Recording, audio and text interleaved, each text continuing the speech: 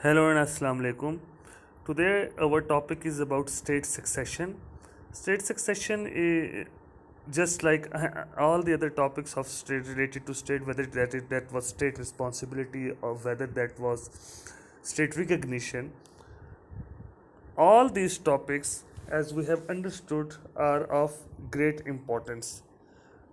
So when we are going to study this topic, we have to understand one thing again, that this concept of state succession is still in very developing stage, just like other topics like state recognition and state jurisdiction.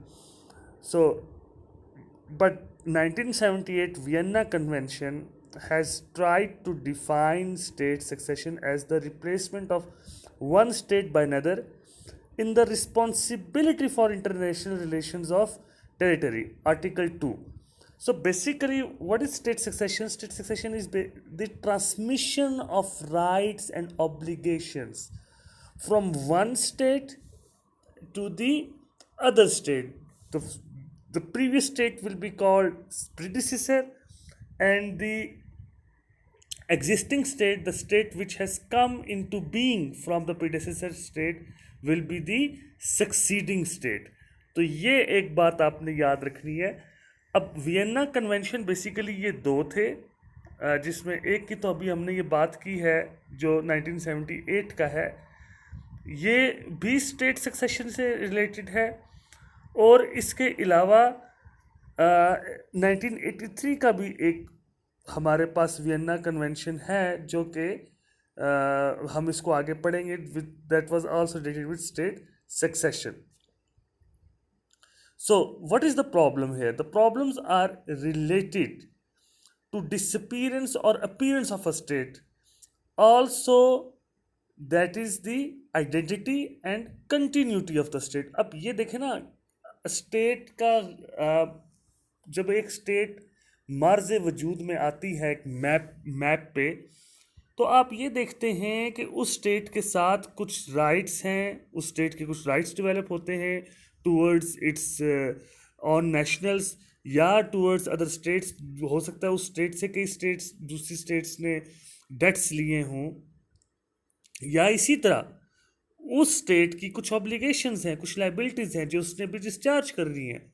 लेकिन अब तो हम ये देखें कि अगर वो state ही ना रहे, या उस स्टेट का कुछ कंसिडरेबल पार्ट उससे जुदा हो जाए due to any other reason, जो रीज़न्स हम आगे उसमें पढ़ेंगे, लॉस एंड जो लॉस ऑफ टेरिटरी है, कि किस तरह से आप टेरिटरी लूज करते हैं और किस तरह से आप टेरिटरी लेते हैं, gain of the territory also. So that is another topic. लेकिन उसका इस टॉपिक पे कुछ असर है, जिस तरह के स्टेट रिकग्निशन पे भी था. So first thing that we need to understand is the problem that is associated with the border. अब देखिए, अब एक स्टेट है जिसने ऑलरेडी ट्रीटीज की हुई हैं दूसरी उसकी अपनी नेबरिंग स्टेट के साथ for the settlement of border. अब अगर वो स्टेट ही ना रहे, तो फिर जो उसकी ट्रीटी है उसका क्या होगा, जो उसने अपनी नेबरिंग स्टेट के साथ for the settlement of its on borders की थी. तो ये एक बहुत बड़ा प्रॉब्लम आता है, जिसको भी हम आगे डिस्कस करेंगे. देन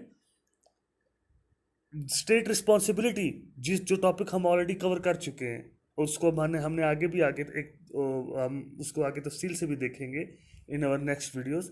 कि रिस्पॉन्सिबिलिटी, जब आप ये कहते हैं कि there is breach of an international duty, breach of international duty अगर एक स्टेट करती है और बाद में वो स्टेट ही नहीं रहती, तो कौन रिड्रेसल करेगा उस स्टेट को जिस स्टेट के साथ ही के साथ ट्रीटी की गई थी और वो फिर ब्रीच हुई, या उसका अगर वो इंटरनेशनल डेलिंक्वेंसी में आता है, जिस तरह के हम पहले पढ़ चुके हैं, तो उसको रिड्रेस कौन करेगा? ये भी एक बहुत बड़ा प्रॉब्लम है. अब यहाँ पे you have to understand one thing, not only the rules of public international law they come into play, but also private international law, which is also called sometimes conflict of law, also come into play. For example, जब किसी alien ने किसी एक state के अंदर को अपनी investment की हुई है, ठीक है, और उसने अगर उस कॉन्ट्रेक्चुअल ट्रीटी में उसने जो वो जिस ट्रीटी के तहत उसने ये काम किया उसमें उसने जो आर्बिट्रेशन के या जो सेटलमेंट की जो क्लॉज है that he actually had of the then predecessor state, कि जो प्रीडिसेसर स्टेट की जो जो जो कोर्ट्स थी वो करेंगी, जो कि अब तो है ही नहीं वो। तो ये इस तरह की जो प्रॉब्लम्स है उससे फिर प्राइवेट इंटरनेशनल लॉ का भी रोल आता है।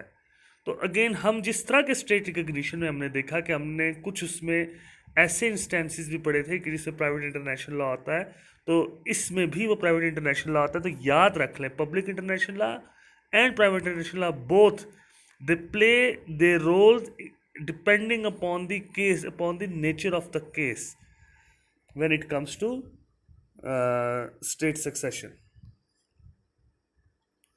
So, what are the instances, different instances of state succession? There can be कि कैसे एक स्टेट जो है वो ख़त्म हो जाती है, या जब दूसरी स्टेट आती है, यानी कि जो प्रीडिसेसर स्टेट है और सक्सीडिंग स्टेट है, ये किस प्रोसेस से बन सकती है। अभी हमने इसको इतनी तफसील से इसलिए नहीं पढ़ना क्योंकि अगेन अभी हमने gain and loss of territory का जो एक पूरा टॉपिक है वो we will cover it and I will give a lecture on that too, but today we are just discussing about the state succession, and here we need to understand some of the instances also, that how does it actually happen. That can be through decolonization जब decolonize हुई, या कोई जिस तरह हमने kinds of state ने पढ़ा था, कोई प्रोटेक्टोरेट स्टेट है, कोई वेसल स्टेट है, कोई ट्रस्ट स्टेट है, कोई एसोसिएट स्टेट है। अब जब ये स्टेट जब आज़ाद होंगी, खुद से मुकम्मल सॉवरन होंगी, कोई फेडरेटिंग यूनिट है जो अलहदा हो जाए, कोई इसके अलावा कोई और जो न्यू टेरिटरी है जो खुद जिसमें कोई जिसमें people with come up with some effective government and they declare themselves to be a sovereign country, to be a sovereign nation state, and how this whole phenomena will come up. तो ये सारा जो phenomena है इसी को तो हम अभी देख रहे हैं। तो ये मुख्तलिफ तरीक़ों से हो सकता है, मर्जर से भी हो सकता है, रेवोल्यूशन से भी, एनेक्सेशन से भी। तो इस तरीके से जब मेन इशू ये है कि जब sovereignty of a territory is changed, वहाँ पर सक्सेशन का एलिमेंट फिर वो पैदा हो जाता है। State succession is of two types, universal succession and partial succession. Universal succession में होता ये है कि बेसिकली कि जब एक स्टेट जो है वो बिल्कुल ही कंप्लीटली या एब्जॉर्ब हो जाए किसी दूसरी स्टेट में थ्रू वॉलंटरी मर्जर या फिर सब्जुगेशन, या फिर वो स्टेट सेवरल पार्ट्स में डिस्ट्रीब्यूट हो जाए, डिवाइड हो जाए, जिस तरह कि सोवियत यूनियन हुआ था, उसको हम कहेंगे यूनिवर्सल सक्सेशन। जो पार्शल सक्सेशन होती है तो इसमें ये भी हो सकता है कि एक पार्ट ऑफ द स्टेट जो है वो रिवोल्ट कर जाए, अचीव कर जाए फ्रीडम, जिस तरह बांग्लादेश ने पाकिस्तान से किया था, या फिर उस एक स्टेट का एक हिस्सा किसी दूसरी स्टेट में जम हो जाए, ठीक है, या कोई एक वो बहुत बड़ी स्टेट है और वो अपने स्टेट का कुछ हिस्सा जो है वो किसी दूसरी स्टेट के आगे लूज़ कर जाए। तो मतलब मुख्तलिफ और इस तरीके हैं ना कि जिस तरीके से ये सक्सेशन हो सकती है। तो इसको हम पार्शियल सक्सेशन कहते हैं, लेकिन उस वक्त फिर प्रीडिसेसर का भी रोल रहेगा और जो सक्सीडिंग स्टेट है उनका भी रोल रहेगा। लेकिन जब यूनिवर्सल सक्सेशन में तो प्रीडिसेसर स्टेट का रोल ही ख़त्म हो जाता है, क्योंकि वो तो सब ख़त्म, वो तो फिर बिल्कुल छोटे छोटे पीसीज में डिस्ट्रीब्यूट हो जाती है, या वो ख़ुद किसी के साथ जाके मिलती है। The problem here is that we have non-uniform practice, जो क्योंकि जो भी हमने पहले बात बताई थी कि ये फिनोमिना इतना कम्प्लेक्स हो जाता है कि अभी तक इसके बारे में यूनिफॉर्मिटी नहीं है। बहरहाल वियना कन्वेंशन 1978 और वियना कन्वेंशन 1983, जो 1978 है that was related with the state succession related with the treaties है, और जो 1983 है that is related with the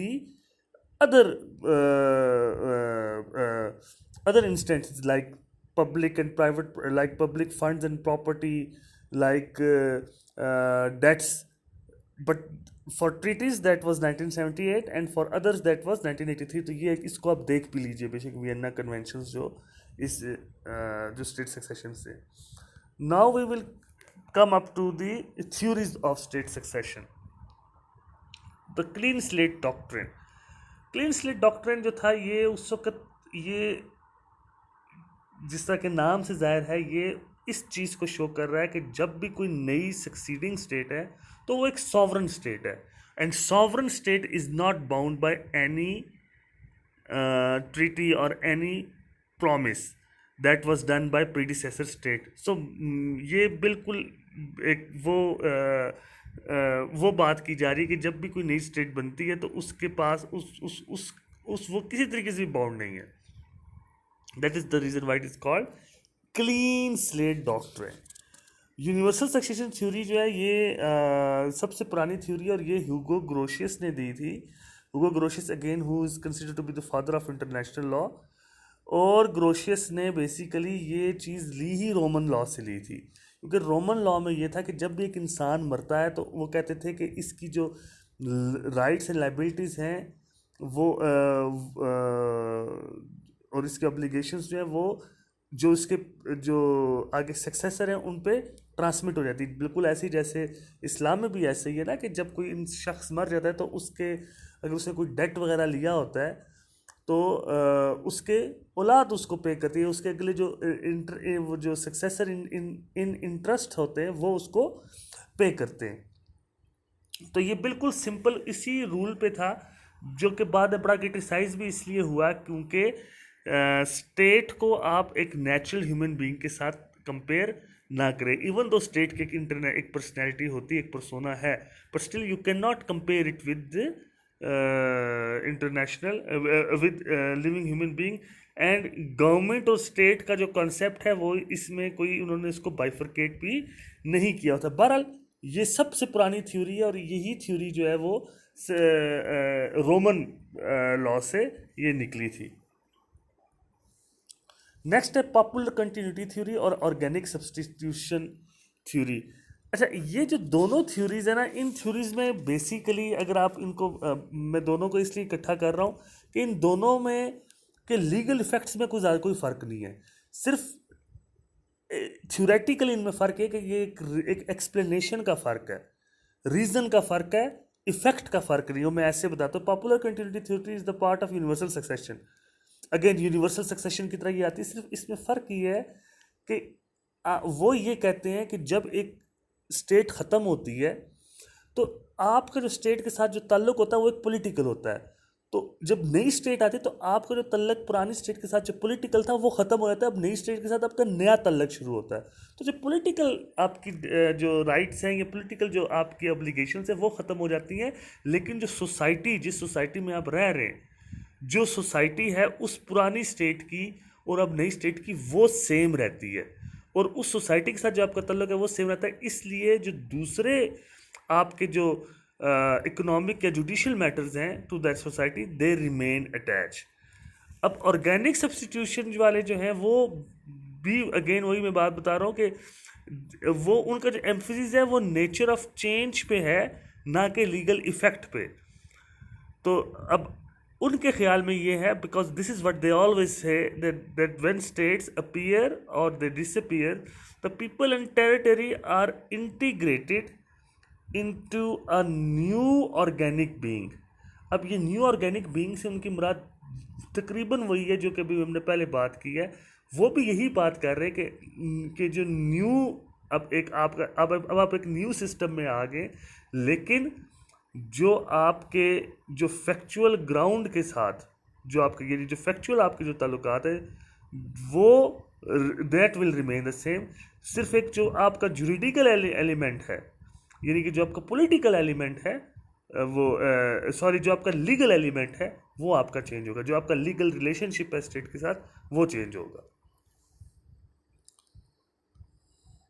next है सेल्फ एब्निगेशन थ्योरी। सेल्फ एब्निगेशन थ्योरी का मतलब बेसिकली ये है कि this is the theory which consider it a moral duty for succeeding state to accept the same। आप आप बेसिकली किन को किन ट्रीटीज को आप एक्सेप्ट करेंगे, किन को आप एक्सेप्ट नहीं करेंगे, ये अब आप पे वो, यानी कि ये आपकी ये मोरालिटी पे है। लेकिन नॉर्मली इसका मतलब यही होता है कि आप इंटरनेशनल ऑब्लिगेशंस को जो आप मॉरली समझते हैं कि आप इनको एक्सेप्ट करना है, उनको आप एक्सेप्ट करते हैं। इसको हम थ्योरी ऑफ सेल्फ एब्रोगेशन भी कहते हैं। Self abrogation which is basically, ये ज़्यादा एक अप्रोप्रिएट वर्ड है सेल्फ एब्रोगेशन का। नेगेटिव थ्योरी जो है वो ये कहती है कि succeeding state does not absorb the liabilities of its predecessor. Simple as that. कि जो नई जो थी वो, कि जो नई जो स्टेट है उसकी अपनी सॉवरेनिटी है, उसका अपना करेक्टर है, सो वो नहीं होगा। और जो कम्युनिज्म थ्योरी है वो सिंपली वो ये कहती है कि an that has no bar from predecessor की किसी भी चीज़ का उसके ऊपर कोई असर नहीं होगा। That is the new state is free. और इस चीज़ का असर सोवियत यूनियन ने लिया था। जब सोवियत यूनियन में लेनिन जो इनकलाब आया था, तो उसके बाद उन्होंने जो पुरानी जो स्टेट थी उसकी ऑब्लिगेशंस को लेने से इनकार कर दिया था। तो बहरहाल इस डिबेट से आपको ये भी ज़ाहिर होता है कि जब इंटरनल फीचर की बात आती है तो हमने प्राइवेट इंटरनेशनल लॉ को भी देखना होता है कि क्या अंदर जो उसके लोकल कॉन्ट्रैक्ट्स वगैरह हैं वो किस सूरत में होंगे। अगर उसने अंदर कोई, जब पुरानी स्टेट के अंदर उसने बैंक से कोई लोन लिया था या उसने किसी दूसरे शख्स से कोई लोन लिया था, तो सोसाइटी के तक दो मामलात आपके वैसे ही रहेंगे।